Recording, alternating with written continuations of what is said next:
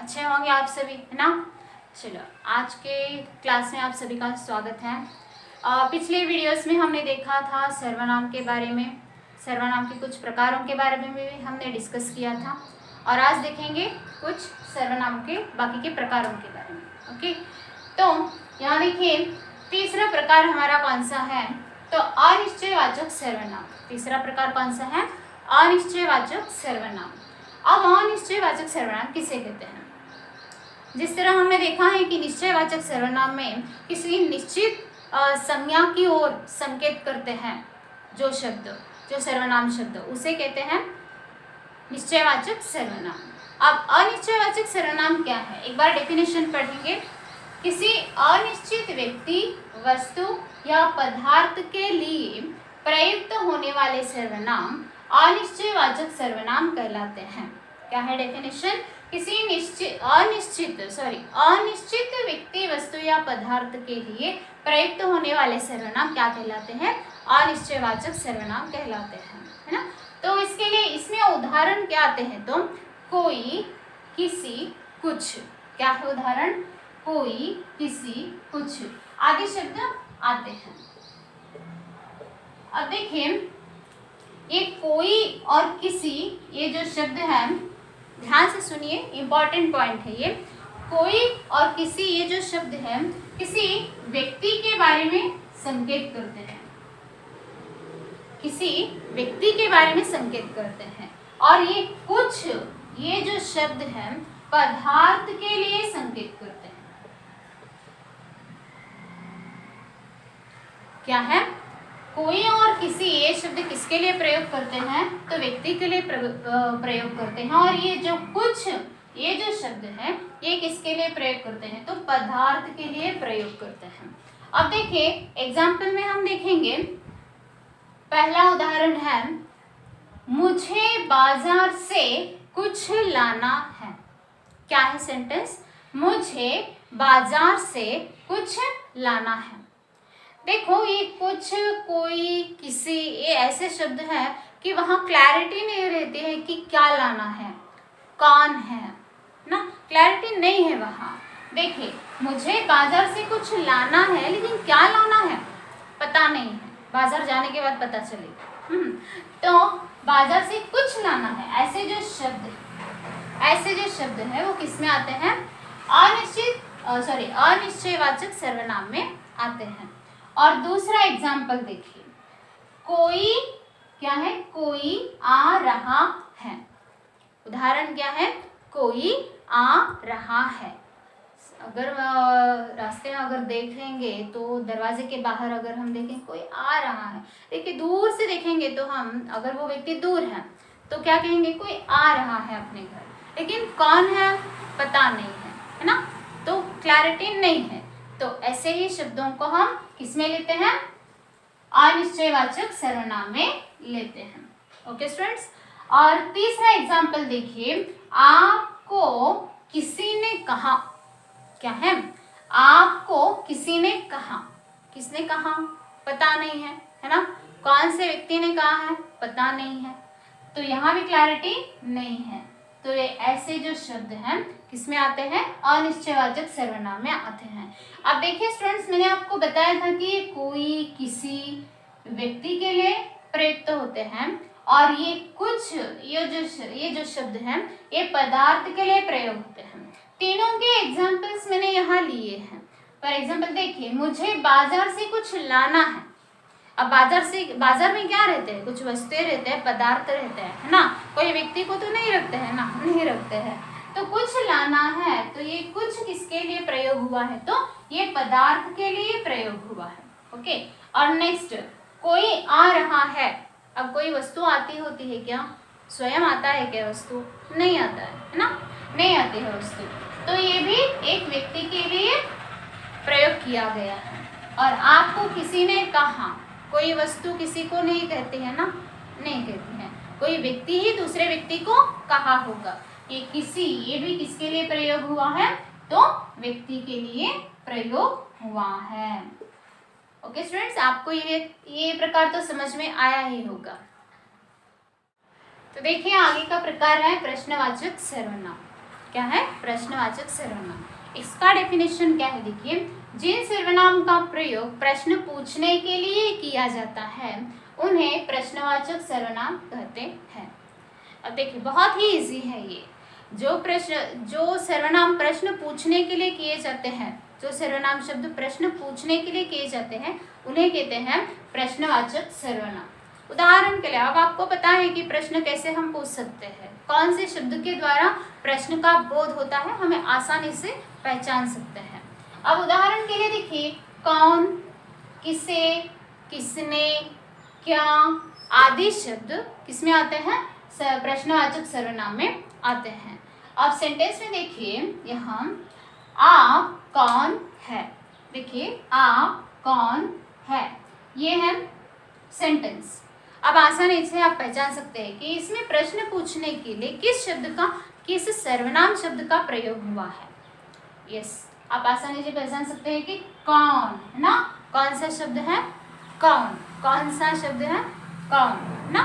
Yes, और राकेश ने पुस्तक किसे दी, राकेश ने पुस्तक किसे दी।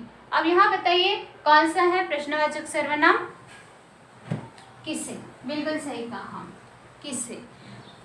हाँ, अब मैं और एक सेंटेंस लिखती हूँ, आप उसमें बताइए कि उसमें प्रश्नवाचक सर्वनाम कौन सा है।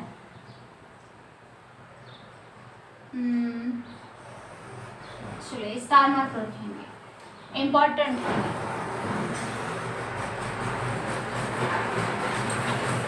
राजू कैसे गाता है, सेंटेंस क्या है, राजू कैसे गाता है, यह है सेंटेंस। अब बताइए कि इस वाक्य में प्रश्नवाचक सर्वनाम कौन सा है। आप कहेंगे मैडम चलिए इजी है ना, कौन, किसे, यहाँ रहेगा कैसे, है ना, यहाँ इस सेंटेंस में क्या रहेगा, कैसे। लेकिन आपका उत्तर बिल्कुल रॉन्ग है, गलत है। कैसे, तो देखो कैसे, अब यहाँ जो भी हम प्रश्नवाचक सर्वनाम में हम जो प्रश्न पूछते हैं ना, उसका उत्तर आना चाहिए संज्ञा के रूप में। उसका उत्तर किस रूप में आना चाहिए, संज्ञा के रूप में आना चाहिए। अब देखिए, आप कौन है, अगर ये प्रश्न हमने पूछा किसी से, आप कौन है, तो मैं एक व्यक्ति हूँ, इसके उत्तर बहुत सारे आ सकते हैं, उस व्यक्ति के ऊपर डिपेंड है। मैं एक व्यक्ति हूँ, नहीं तो मैं पुलिस हूँ, है ना, नहीं तो मैं टीचर हूँ, ऐसे बहुत सारे उत्तर इसमें आते हैं। लेकिन ये सभी जो उत्तर आते हैं ना, वो व्याकरण की दृष्टि से वो उत्तर किस कैटेगरी में हम रखेंगे, संज्ञा में, सर्वनाम में, विशेषण में, क्रिया में। व्यक्ति, पुलिस, अध्यापक, जो भी उत्तर ये आते हैं वो सभी इसमें आते हैं, तो संज्ञा में आते हैं, इसमें आते हैं, संज्ञा में आते हैं। हमारा सर्वनाम का डेफिनेशन ही क्या है, संज्ञा के स्थान पर जो शब्द प्रयुक्त होते हैं उसे सर्वनाम कहते हैं। मतलब ये जो कौन शब्द, इसका जो उत्तर हमें मिलता है वो उत्तर किस रूप में आना चाहिए, संज्ञा के रूप में आना चाहिए, तभी हम इसको प्रश्नवाचक सर्वनाम में ले सकते हैं। अब सेकेंड सेंटेंस में भी एक बार देखिए, राकेश ने पुस्तक किसे दी, राकेश ने पुस्तक किसे दी, ये किसे का उत्तर भी हमें किसमें आता है बताइए, उसने अपने मित्र को दी, ओके, मित्र को दी, नहीं तो राकेश ने रमेश को दी। ये सभी जो उत्तर मिल रहे हैं हमें वो किस में आ रहे हैं, तो ये भी संज्ञा में ही आ रहे हैं, है ना, ये भी संज्ञा में ही आ रहे हैं। इसीलिए ये शब्द हम प्रश्नवाचक सर्वनाम में ले सकते हैं। अब थर्ड क्वेश्चन बताइए, थर्ड सेंटेंस देखिए एक बार। मैंने आपको कहा कि कैसे ये रॉन्ग है, कैसे बताइए, कैसे देखिए एक बार। राजू कैसे गाता है, क्या है, राजू कैसे गाता है। अब इसका उत्तर बताइए, अच्छा गाता है, बुरा गाता है, कोई भी आपका जो उत्तर हो अच्छा लिखेंगे, ओके। नहीं मैडम, कुछ लोग कहेंगे बुरा गाते हैं, चलो बुरा भी लिखेंगे, कोई प्रॉब्लम नहीं, ओके।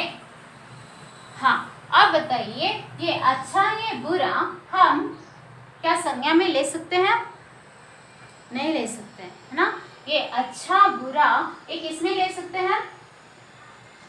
यहाँ वाक्य की दृष्टि से गाता है ये क्रिया है, इस क्रिया के बारे में ये बता रहा है, तो ये क्रिया के बारे में बताने वाले शब्द इसमें आएंगे, क्रिया विशेषण में आएंगे, क्रिया विशेषण, है ना, क्रिया विशेषण में आएंगे। इसीलिए अगर क्रिया विशेषण में आने वाले शब्द हम संज्ञा में कैसे ले सकते हैं, और संज्ञा के बदले आने वाले शब्द हमें, संज्ञा के स्थान में आने वाले शब्द हम सर्वनाम में लेना चाहिए।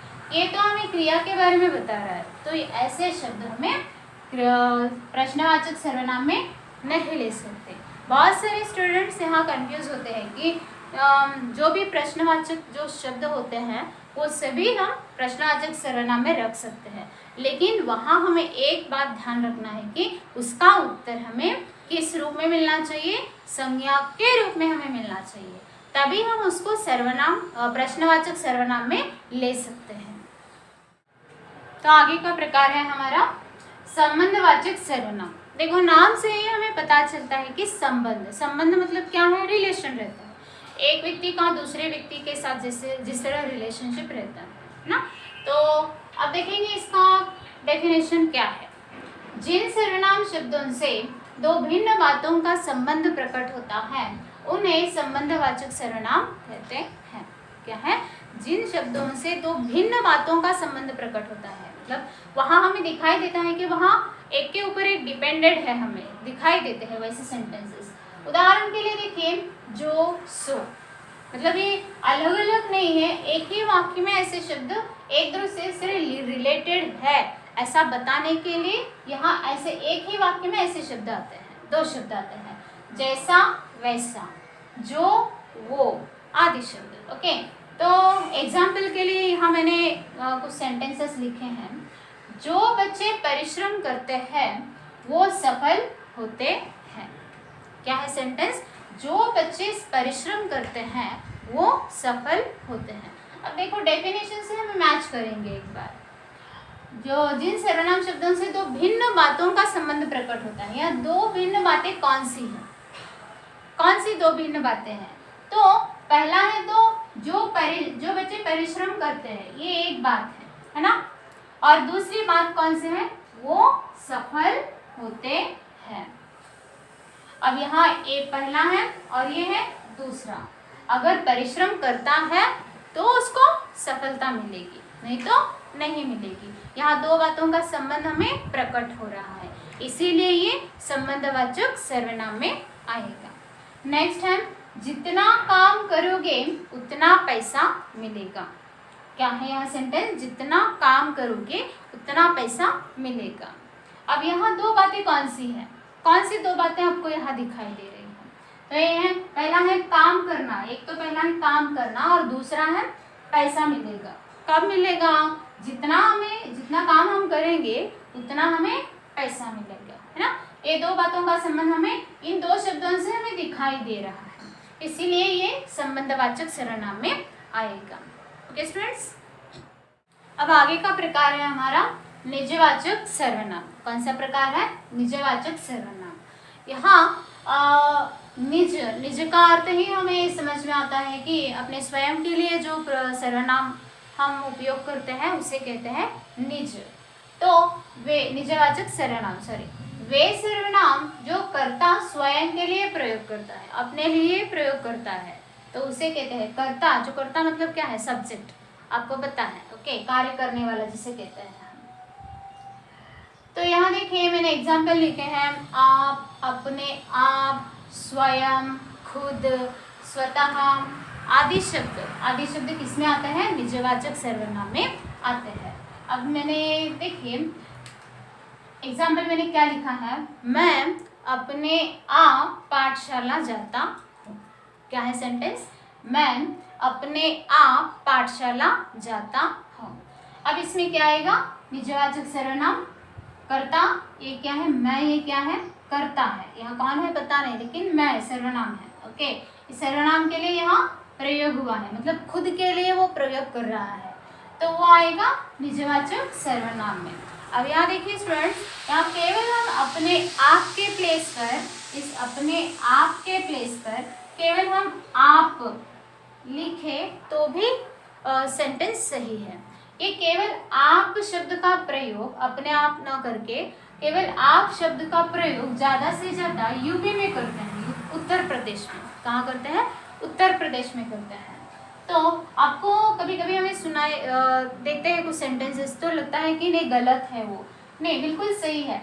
अब देखिए, मैं आप पाठशाला जाता हूँ, क्या आएगा ये? अपने आप के स्थान पर अगर हमने लिखा आप, केवल आप, तो वो भी सेंटेंस सही रहेगा।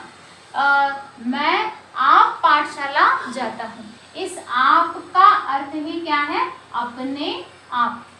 इस आप का अर्थ ही क्या है? अपने आप। अब इस आप का अर्थ हम स्वयं लिख सकते हैं। इसका अर्थ स्वयं भी आता है, इसका अर्थ खुद भी आता है, स्वतः भी आता है। मतलब एक ही शब्द हम बहुत सारे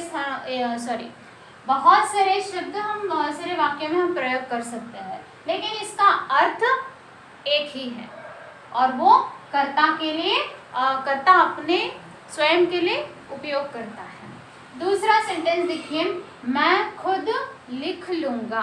क्या है सेंटेंस? मैं खुद लिख लूंगा। अब इसमें क्या है? निजवाचक सर्वनाम, यस, खुद। क्या है? खुद।